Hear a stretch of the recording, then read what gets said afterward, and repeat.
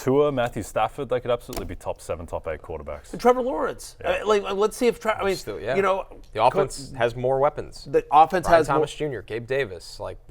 They could throw the ball down the field now a little bit. 1,000%. And Doug Peterson, the turnovers were tough last year, but when I talked to Coach Peterson at the NFL Combine, I was like, how would you rate Trevor's year last year? And he said, I thought it was good, not great.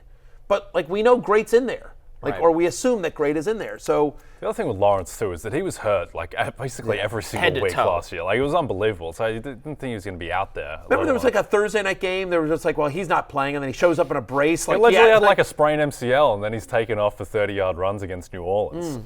And he did miss the Saints game on that Thursday night. He did miss time at the end of the year for a little bit. He's dealing with concussions, with shoulders, with knees. It just wasn't his year last year. To put a bow on this, and we're going to talk a lot of draft strategy this summer, but Matthew, my big picture takeaway from your rankings is I think in one quarterback leagues redraft, I'd rather take 2 of these guys than one guy early because of all the injuries. The fact that you're basically saying there's a big cluster where there's so much variance. I think I'd rather bet on 2 of these guys in 11 to 20 than taking one really, really early this year. Especially because, by the way, I could, if he said to me, nitpick your top 10 again, and this is my top 10, these are my rankings. So I'm standing by him. But the fact of the matter is we talked about after Josh Allen, proud Fantasy Life investor, by the way, Josh Allen. And by the way, I just want to be clear that I did not rank Josh Allen number 1 because he's an investor in FantasyLife.com. It may have been a tiebreaker. I ranked him number 1 because he's the best player in fantasy. It just happens to be a benefit that he is also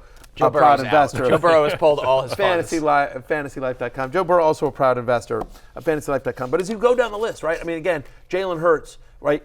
If the rushing touchdowns come away, that hurts him. Lamar Jackson, we talked about the inconsistency. Patrick Mahomes was barely a top 10 fantasy quarterback last year. Now, they gave him more weapons, but who knows what's going on with Rashee Rice and limited snaps for Kelsey this year. Richardson, we have such a small sample size from C.J. Stroud. Defensive coordinators that face him this year now have a whole year of tape on him in a way that they didn't last year. Right? Kyler Murray, Joe Burrow, both guys that have suffered major injuries within the last 2 years. And so can they overcome that? Dak Prescott, we think Dak's going to have a huge year because he's just going to have to throw, but Dak also doesn't run as much anymore.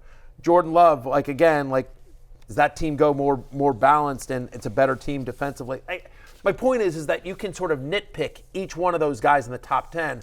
I have them in the top 10 for the reason I stand by those rankings, but I would say with 11 to 20, if I was going to do that strategy of taking 2 guys, you can pair here, I think, high variance with high floor. For instance, I think Caleb Williams and Jaden Daniels, they're rookies. We just don't know exactly what they're going to be. Whereas guys like Brock Purdy, Tua, Goff, Stafford, if they stay healthy, they just have systems and weapons where I just don't think those guys can really be terrible if they stay healthy. That's right. So you pair one of the variance guys with a higher floor guy.